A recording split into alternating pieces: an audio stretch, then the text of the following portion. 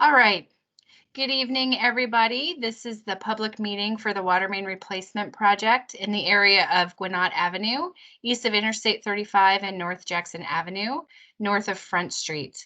We appreciate everybody who can join us tonight for our virtual public meeting. This is something new that we've been doing for the past year. So thank you all for your patience as we go through a public meeting virtually. Next slide, Christian.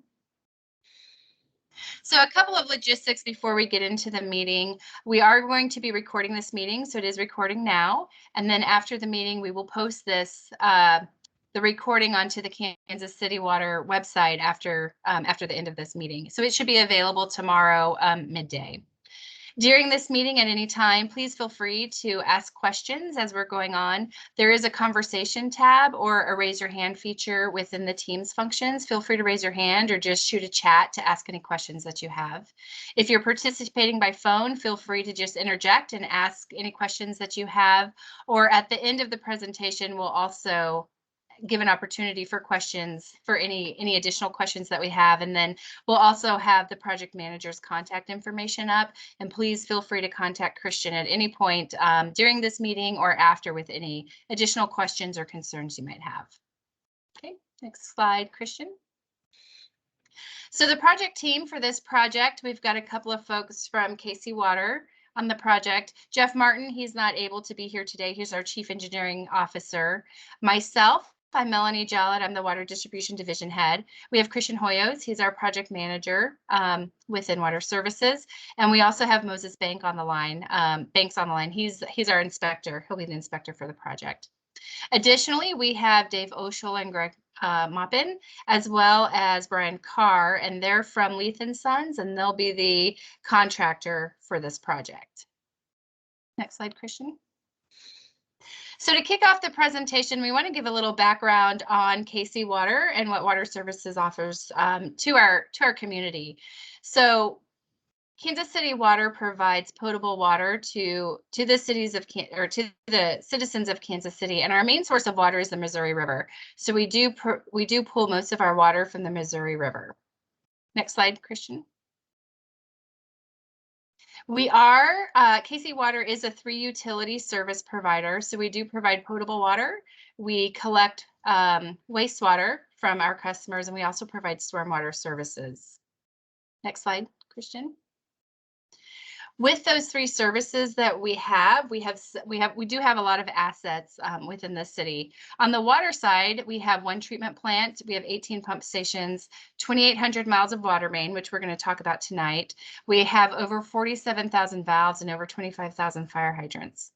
On the wastewater side, we've got 6 wastewater treatment plants, 43 pump stations, 2,500 miles of sewer main, over 73,000 manholes, and we actually have a farm where we can farm for biosolids, for a land application for our biosolids from the wastewater treatment plants. On the stormwater side, we have 630 miles of storm sewer, over 46,000 storm inlets, 15 flood pump stations, and 13 miles of levee.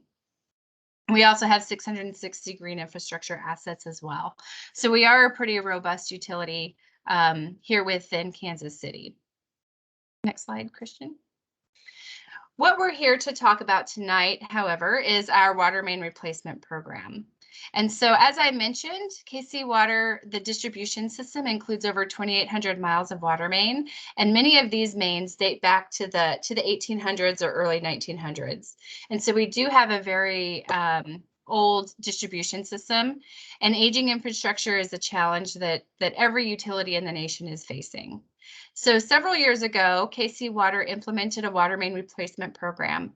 The goal of this project is to replace 1% of our infrastructure on the distribution side every year, and that equates to about 28 miles of water mains that we replace every year.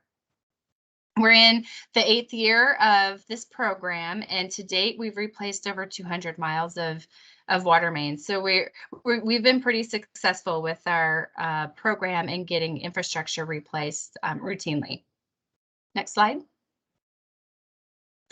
So how do we determine which mains to replace and when to replace them?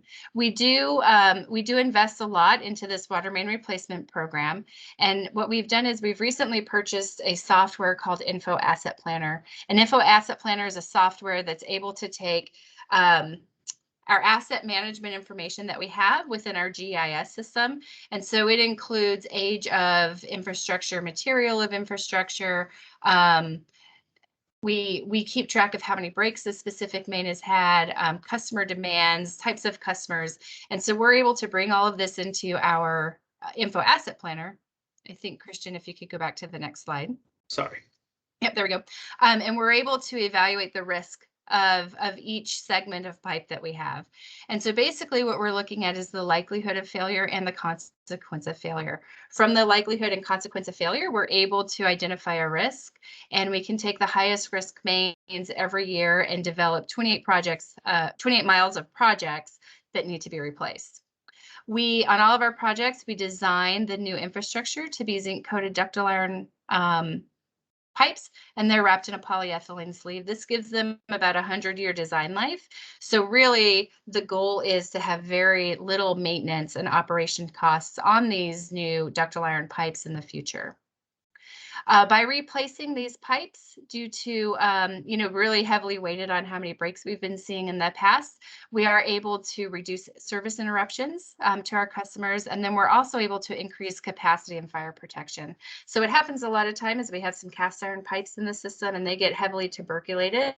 That just means the inside diameter is getting filled with deposits and other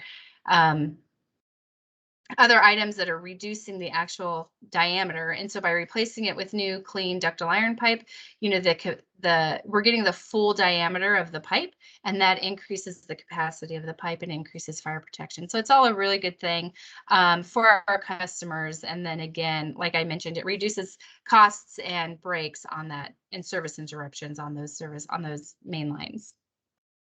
Next, Christian.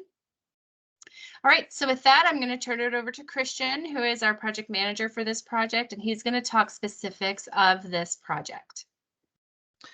So good evening, everybody. Christian Hoyos from KC Water. I will be leading this project, this replacement. So specifically, we will have mainly two segments that we will be replacing. It will be a total of about 3,000 linear foot or half a mile. So here on the west side, we have Guinotte Avenue. So we'll be replacing about 1,800 linear feet, 8-inch water main. Right underneath the interstate 35, and then we're gonna move about 1,800 linear feet east on this replacement. The second segment we have will be up here in Front Street and North Jackson Road. So we're gonna start in that intersection and we're gonna go move north on Jackson Road. We're gonna be replacing approximately 1,000 linear feet. And the area is all commercial, so we'll be working all commercial over here. So in this slide, what happens to your block? So we pretty much is going to be like a linear description of what happens and how we replace a water main. So first, the contractor will locate and verify utilities in the area. They will implement a traffic control that is tailored specifically for the necessities of this project in this area. Then the contractor will soak out the pavement, excavate an narrow trench, and bury a new pipe on gravel. Then once it's time to connect the new pipe, a temporary connection will be constructed, and then they will test and disinfect the new water main. So for a time, about a week or so, we will wait for the test results. And once the main passes the test, we will see our first water shut off. So here I want to mention that as a customer, you might experience as a minimum of 3 water shuts or water outages. And this will be a schedule and you will be notified ahead of time. And we will talk a little more about the specifics of these water shuts as we go further in the presentation. So the first planned outage will happen to connect the one side of the new water main to the existing system that we have. And then with both the new and the old water maintenance service, the contractor will go ahead and transfer all the customer service lines to the new pipe. And if your meter is inside your building, most likely we will remove it and install a new one outside. And here's when you can experience the second outages in order to connect the service line to the new main. Then finally, we will connect a permanent connection and abandon the old water main. And here's where we're going to see a third outage to connect the second end of the new main to the existing main. So I also want to emphasize that there might be potential unplanned outages due to breaks or any other unforeseen issues during construction, but we will work as quickly as possible to restore the water service to you. Then finally, restoration are both temporary and permanent. We will restore curbs, sideways, driveways, and if season allows, any lawns that were disturbed. So then what should we expect in the area? So large equipment will be in use, creating noisy and dusty conditions that will be controlled and kept to a minimum. Like mentioned before, the water service might be interrupted for short periods of time, and you will be notified beforehand with door hangers, or we will contact you in any other means. Any affected curbs, driveways, and other pavement will be restored per KCMO Public Works Department standards. Any disturbed established lawns will be sorted after the work is complete and as the season allows. And some of the areas might be seeded. Ordinary travel routes might be temporarily restricted. And of course, we're doing all this to reduce the chance of water mains and breaks in the future and to enhance fire protection in your area. And we do this by replacing or installing new fire hydrants as needed. In residential areas, we will do 600 feet apart. In this case, since it's commercial, we will have fire hydrants every 300 feet. Christian, yes. Can I interrupt really quickly? Yes, please. Perfect. And this is a question also for Leith and Sons, but because the majority of our customers on this project are commercial, I'd like to spend a little bit of time talking about the water service interruption. I think it's important. We will have contact information for both Christian and Leith and Sons at the end of this presentation, but if there are specific times that our customers have to have water in service, we will definitely work around those times. So so I just wanted to point that out and make sure that we are communicating within at least 48 hours to the customers before those water services, and let's coordinate to make sure if we need to do those at nighttime or not during business hours, we can definitely accommodate those requests. Yes, thank you. Okay, so we have customers in this project area with both water meters inside and outside their homes, or sorry, their buildings. So therefore, we're going to show two diagrams representative of these two situations. And this first one is up to water services standards. There are a couple of things I'd like to point out. The first thing is the red line, which basically represents the right of way, defining the customer responsibility and the city responsibility. So the second thing is the curb stop valve, which is the housing that is buried in the ground and allows access to the valve to turn on and off the water. And the third thing is the meter, which is somewhere in the front line of the property, which is where we like to see in order for us to go and perform maintenance or any other thing that is necessary. Second slide, I'm showing here the water meter, instead of being outside like it should be, is inside. So in this case, the contractor will contact the customer and schedule a plumber to remove the meter from inside to outside the building. And in this case, we will go case by case because we have some large meters, and we will figure out if it's enough space to go ahead and put a vault in and any other specifics. And so in this case, we will check case by case and go forward from there. And finally, schedule and logistics. So for this project, we anticipate construction to begin in August 2020, and the final completion should be somewhere around January.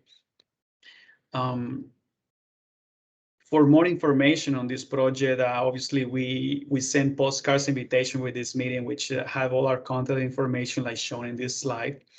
But even better is the kcwater.us website, and you can go under projects and current projects, and you will find an information sheet with all information, project managers, superintendent, contractor, inspectors, and we will be happy to help you and answer any questions that you have. You will also find a link of the recording of this meeting after tomorrow noon, and you can always go back and check if you have any questions. Again, I'm the KC Project Water Manager. Christian Hoyos is my information. Superintendent will be Greg Maupin. Project Manager for Livingston will be David Shell. And our inspector will be Moses Banks. So with that, I will open. This will be the end of the presentation. It will be open for any questions of anybody might have. And Melanie, so since we don't have anybody else in the chat. Yep. Yeah, I think I'm monitoring the chat and monitoring the participations, and I don't see any outside participants in the chat. So we'll go ahead and wrap up the meeting.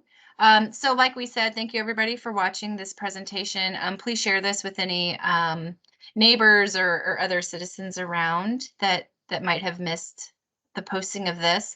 And again, like we said, Christian's contact information is on the last slide. And so we encourage you with any questions that you have, please reach out to Christian and he will get back to you as soon as possible. Dave Oshel is also a good contact if you have any questions about schedule or about the project itself. But like we said, we should see notice to proceed sometime in August, maybe towards the end of August.